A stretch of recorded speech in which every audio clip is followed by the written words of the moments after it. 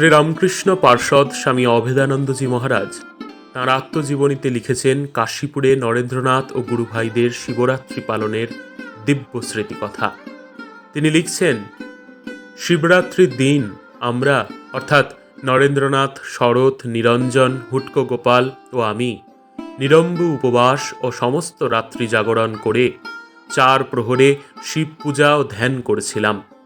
নরেন্দ্রনাথ মধুর কণ্ঠে শিব মহিমা গান করেছিল। রাত্রি 2 প্রহরের সময় শরৎ, নিরঞ্জন ও গোপাল দাদা যখন বাইরে গিয়েছিল, তখন নরেন্দ্রনাথ ও আমি বসে ধ্যান করছিলাম।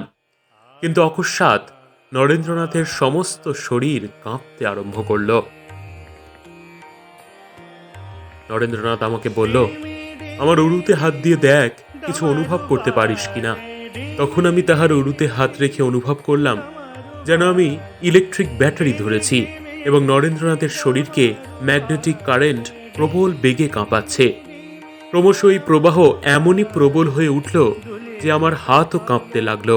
শিবরাত্রির সময় নরেন্দ্রনাথ শিব বিষয়ক একটি গান রচনা করে গাইতে লাগলো।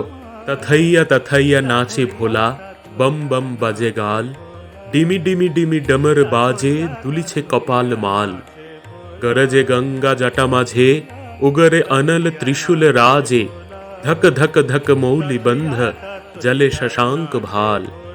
নরেন্দ্রনাথ শিবের আবেশে তন্ময় হয়ে গানটি রচনা করেছিল এবং এমনই ভাবে বিভোর হয়ে গান করছিল যেন ভোলানাথ শিব নিজেই নিজের মহিমা প্রকাশ করছে। সে এক সুন্দর পরিবেশ। নরেন্দ্রনাথের কিন্নর কণ্ঠে ভাবগম্ভীর সেই গানের স্মৃতি আজও আমার মনে জাগরুক আছে।